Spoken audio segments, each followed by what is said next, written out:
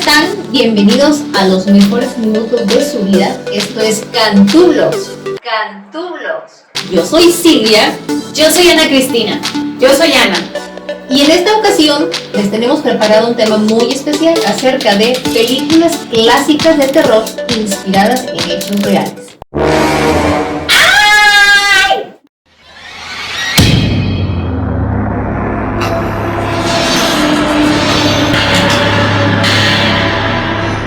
Y no queremos empezar sin antes recordarles, por favor, que se suscriban, le den like y compartan para poder llegar a más y más personas. Y sin más que agregar, ¡comenzamos!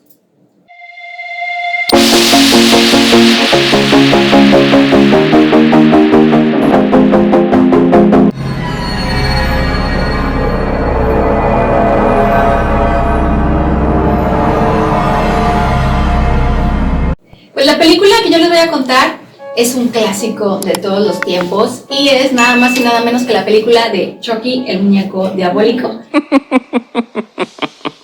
No more Mr. Good Guy.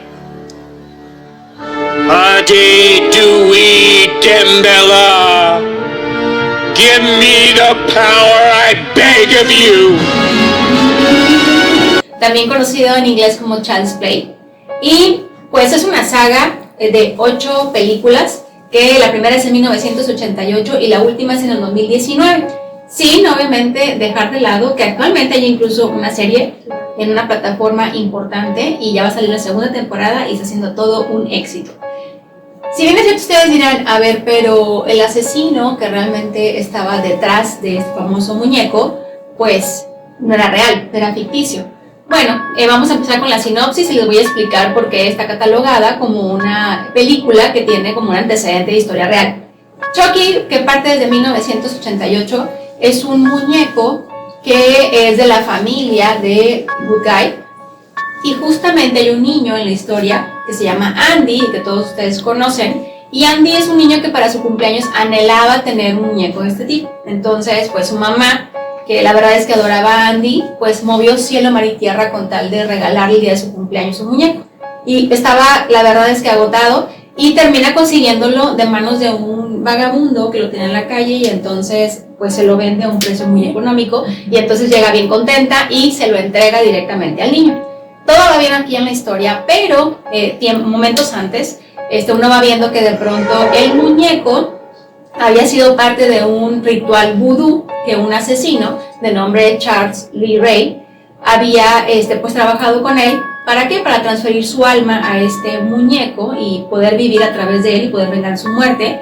Y obviamente con un escalofriante plan, ¿no? Que al final era poseer el cuerpo del niño y poder vivir, ¿no? De manera natural y continuar con sus fechorías. Entonces, si bien es cierto, la película pues transcurre donde este muñeco pues se la pasa fastidiando al pobre de Andy, ¿no? Y buscando cómo quedarse con su cuerpo. Entonces es una película dirigida por Tom Holland que fue muy importante. Sin embargo, aun cuando asesino de la película es totalmente ficticio, algo que a mí se me hizo súper importante y se me hizo la verdad extraordinario es pensar que tan solo la historia de un muñeco con un trabajo vudú realmente tuviera su antecedente en una historia real. Y aquí les quiero contar que Chucky, el muñeco diabólico, tiene prácticamente su historia en un muñeco de nombre Robert, que realmente existió.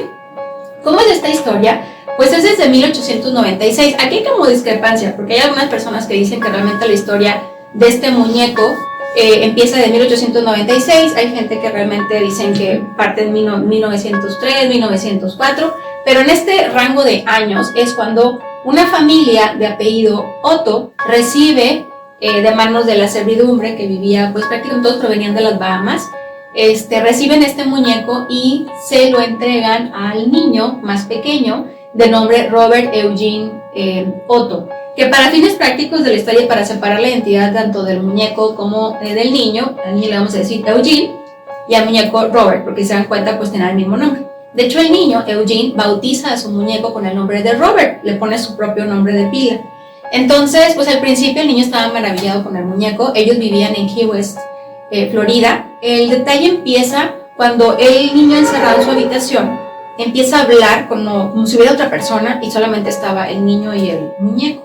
Entonces los papás como dijeron, bueno, a lo mejor es un amigo imaginario, ¿no? Pues estaba en una edad en donde de pronto se podían dar esos comportamientos en los niños. ¿Qué empieza a ocurrir? Que cuando la familia salía de la casa, los vecinos les empiezan a decir que ven al muñeco asomarse a las ventanas. Entonces, y que el muñeco parecía que se desplazaba por sí solo.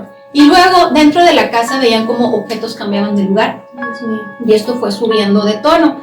Llega un momento en que Eugene le dice a sus papás que el muñeco camina, que se está asustando porque el muñeco va y viene dentro de la casa y al parecer lo hace solo.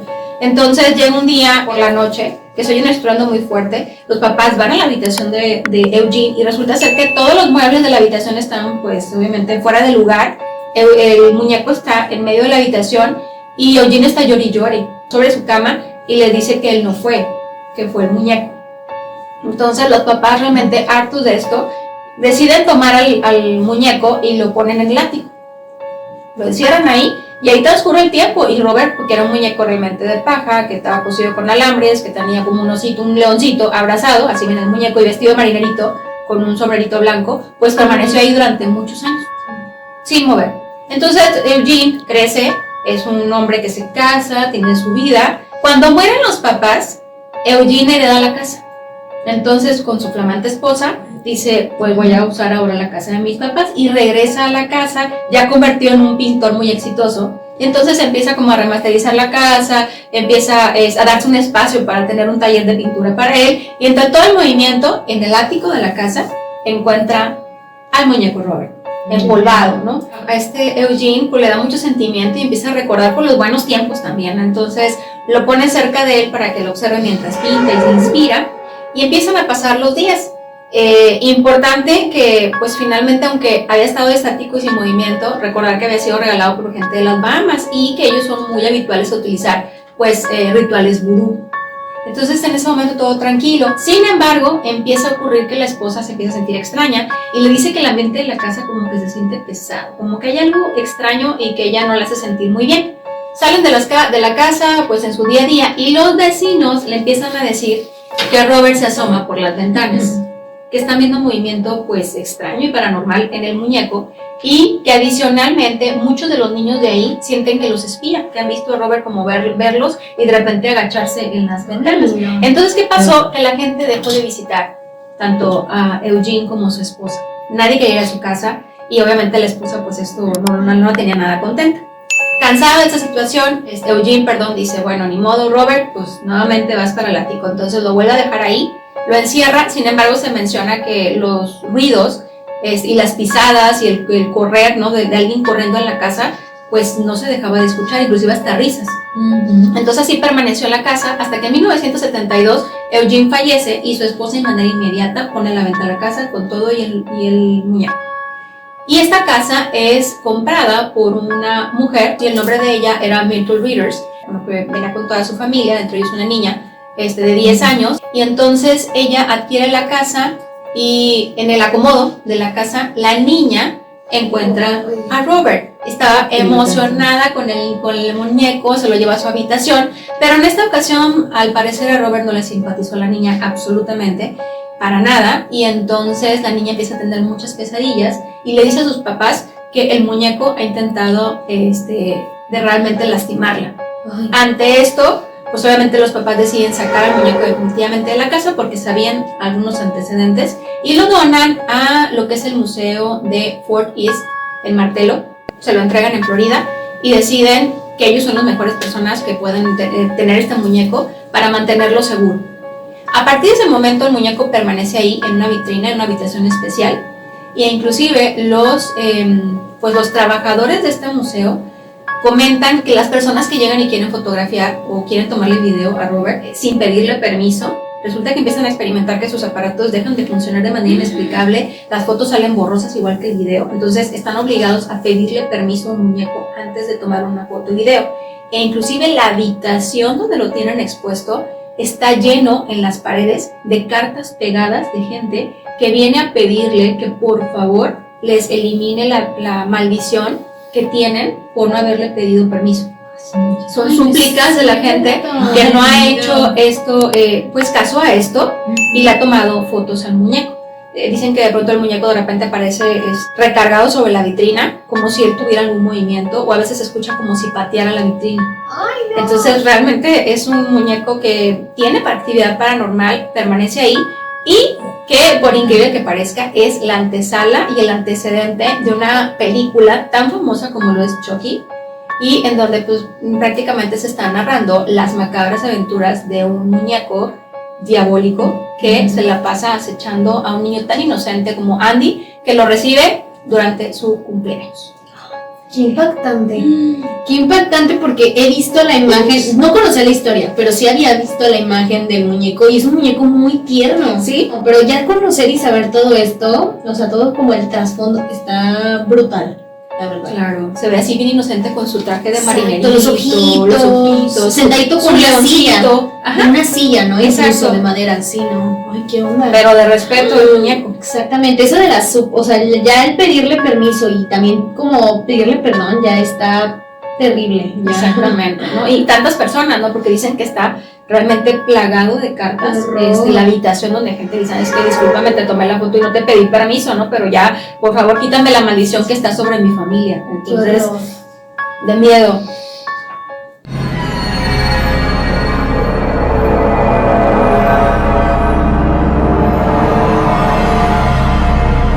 Yo les quiero platicar de una película que es un clásico de los 90s, de Halloween. Ustedes han visto la película de Scream. Tatum, just get in the car. Hello, Sydney. Hi, who is this? You tell me. Well, I have no idea. Claro. Sí. Y conocen al gran asesino en serie Ghostface. Claro. Bueno, pues esta película, que la primera se estrenó el 20 de diciembre de 1996, está inspirada en un asesino en serie que no es tan conocido. Su nombre se llama Daniel Harold Robin.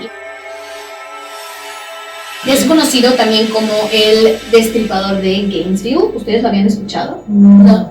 Bueno, pues tiene una historia muy interesante. Se dicen que él tuvo desorden antisocial, trastorno del límite de la personalidad y bueno, tuvo una infancia, la verdad, pues terrible y un tanto difícil. Su papá fue un veterano de guerra que llegó a tener como un estrés postraumático y tenía conductas hacia Daniel pues muy duras. Realmente lo golpeaba, lo maltrataba. Entonces para él fue muy difícil, que desde ahí empezó a tener ciertos problemas. Se dice que él, cuando estaba más grande, entró también para llegar a ser soldado, pero ahora sí que lo echan de ahí porque empezó a tener conductas de sobredosis, o más bien de drogarse.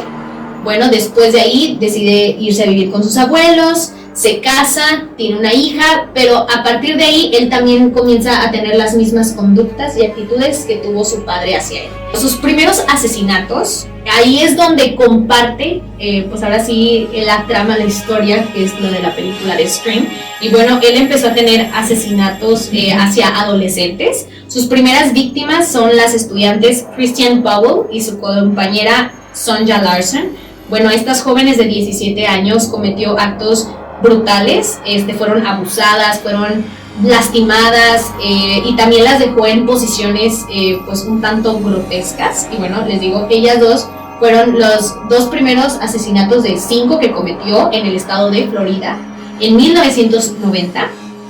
Y bueno, ¿cuándo comienzan sus crímenes? Bueno, él se divorcia y a partir de ahí su salud mental empeora. Entonces es cuando empieza a cometer pues actos de robar, meterse a casas, y yo creo que el más fuerte fue en noviembre de 1989, cuando asalta una casa en Shreveport, que fue su ciudad natal, y asesina brutalmente a toda una familia mientras estaban cenando. O sea, de verdad, qué terrible es esto. Y bueno, las víctimas eran un padre de 55 años, su hija de 24 y el nieto de 8 años. De ahí decide también vengarse con su papá, va a la casa de su papá y le dispara en el estómago y en la cabeza. No lo mató, pero sí quedó pues ahora sí que gravemente herido el padre. Entonces ya ahí empezaban pues sus actitudes y conductas de un asesino. De ahí decide mudarse hasta Gainesville, Florida, y ahí empieza todo, exactamente todos los asesinatos. Ya les había comentado los dos primeros, que son de estas dos chicas de 17 años. Y bueno, realmente en Florida se dice que se respiró miedo. O sea, la gente ya no quería salir. Los estudiantes comienzan a hacer como diferentes cuestiones de turnarse las horas de sueño. Dicen que hubieron otros 3 o 2 estudiantes que asesinó. Aquí están los nombres, son Tracy Pauls y Manuel, o también le decían Manny Tobada. Ellos mueren el 27 de agosto. Y algo muy curioso de este asesino es que tenía un modus operandi. Él llegaba muy temprano en la mañana a las casas de las víctimas, entraba, subía el volumen de, pues ahora sí que de la música, y los asesinaba. En ese momento él los asesinaba. Después decidía robar ropa interior de sus víctimas, así como partes de su cuerpo. Se metía a bañar y de ahí se iba. Algo un tanto extraño su modus operandi. De hecho, de las primeras víctimas se dicen que los vecinos reportaron que en uno de los departamentos en un edificio tenía la música muy alta, y fue ahí donde encontraron a estas chicas, igual a todas estas víctimas. Su captura fue un 7 de septiembre. A él lo arrestan cuando estaba robando un negocio. Empiezan a hacer como toda la investigación a él, sacarle como muestras de ADN, y cuando sacan sus muestras de ADN se dan cuenta que coinciden con las del destripador de Gainesville. Entonces desde ahí lo agarran. Él empieza a decir que pues él es inocente, que no es culpable, que no sabe qué estaba pasando. Tiempo después pasa algo interesante. Él conoce a una periodista en el momento que está en todo el proceso de que pues sí era culpable. Se llama la periodista Sondra London, se casan y ya tiempo después él se declara culpable. Algo que dice es que, bueno, dentro de las tantas personalidades que él tenía, decía que fue Géminis la que cometió todos esos actos, y Géminis nace en el momento en que él ve la tercera entrega de la película El Exorcista. Y bueno, pues él, ya después de que hacen toda la investigación y todo, pues a él tuvo sentencia de muerte, pena de muerte, perdón. Él fue pues lo de la inyección letal, él hicieron ese tipo de pues pena de muerte. Incluso se dice que tuvo su último deseo, que es lo que hacen con muchos asesinos. Y él dice que pidió comer langosta, camarones con papas al horno y de postre una tarta de queso con frutillas y té dulce. Y pues me llamó mucho la atención toda esta historia de este asesino. Creo que yo no la conocía. Yo pensaba que ahora sí que el personaje de Ghostface pues estaba inspirado, o más que nada fue creado en base a otros películas de terror, otros asesinos que hemos visto, pero no, sí hay ahora sí que un trasfondo en cuanto a este personaje. Y bueno, si ustedes son amantes de la lectura y les gustó este caso, pues hay un libro que se llama The Making of a Serial Killer, en el que los autores son la esposa, Sondra London, y el mismo Rowling, y hablan sobre los asesinatos que él cometió de los estudiantes de Gainesville y de la familia en Luisiana. No sé qué les pareció este tema. Cruel, y aparte me sorprende, o sea, que alguien que sabe que, o sea, la esposa que se casa con él en el proceso, cuando pues, prácticamente sabe qué tipo de persona es. Exactamente, ¿no? Sí. Como que se me hizo impresionante. O sea, también habrá que ver qué tipo de mentalidad o qué tenía ella también, ¿no? Sí, exactamente. Como qué tipo de persona, ¿no? Como para agarrar y decir, ¿sabes qué? Si me voy a casar con alguien que está enfrentando un proceso de asesinato serial. Exactamente. Y la otra, se me quedó tan grabado un punto en donde de pronto a una de sus personalidades que mencionaste es Géminis, cuando dices, nace en la tercera película del Exorcista. Y eso como que debe dejar como de alguna forma, como que una base de que cuando hay una película de terror de este tipo, o sea, hay gente que pues podrá ir a verla porque finalmente pues, les gusta el género del terror, ¿no? O sea, de alguna forma pues se disfrute ya sea por morbo o por gusto al género, pero para otros significa, o sea, una idea, ¿no? Una idea diferente de llevar y aterrizar las cosas brutales que pueden ver en una película. Entonces creo que como que da por sentado que de pronto cuando alguien está viendo una película de terror se le pueden estar ocurriendo cosas extrañas a la persona. Exactamente. O incluso también luego, como muchos, crear una inspiración en una película de terror. O sea, exactamente. El gran Kevin Williamson fue el guionista de esta película, igual Wes Craven. Y bueno, ellos dos, al ver el caso de este pues, asesino en serie, dijeron, claro, vamos a hacer una película de terror, y es un éxito.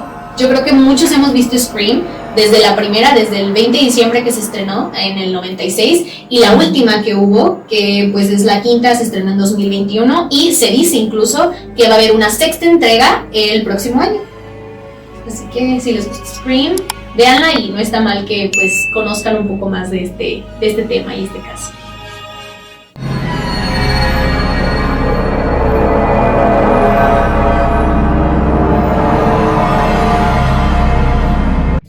Y bueno, la película que yo elegí, una de mis películas favoritas, le llamaban A Nightmare on Elm Street.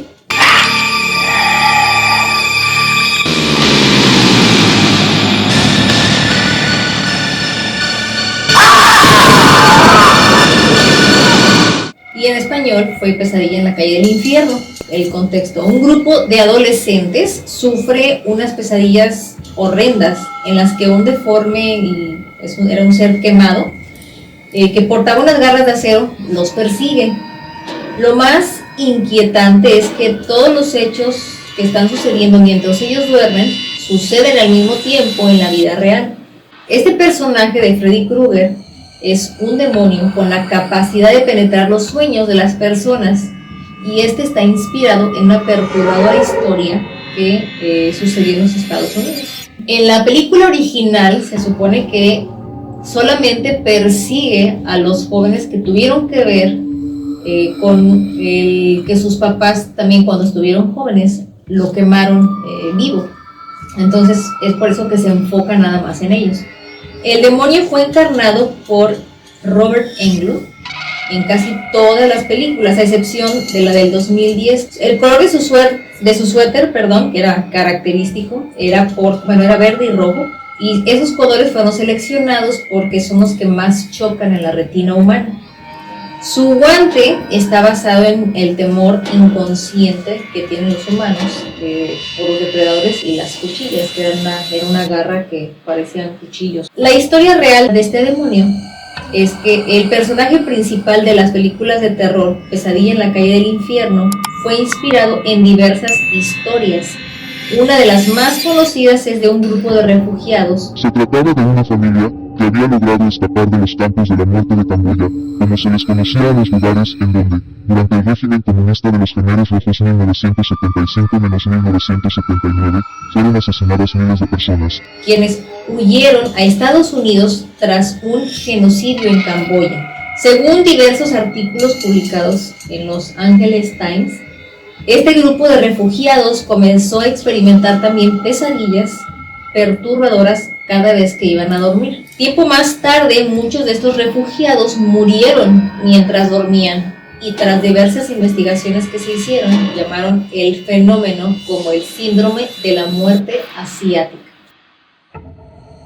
En 1968, Wes Craven trabajaba como docente en la Universidad de Clarkson, y muchos de sus estudiantes realizaban diversas historias de terror y las filmaban en la calle Elm, la cual está ubicada en Potsdam, New York.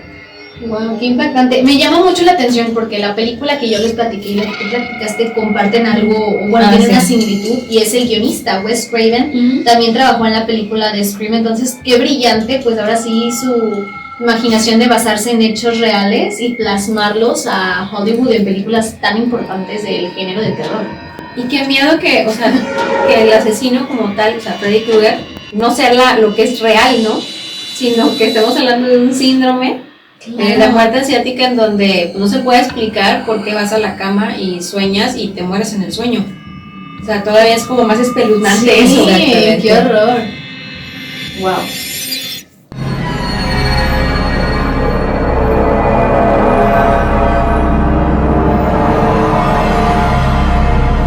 Y bueno, hasta aquí por el video de hoy. Espero que les haya encantado, como también a nosotras. ¿Qué les pareció el video del día de hoy?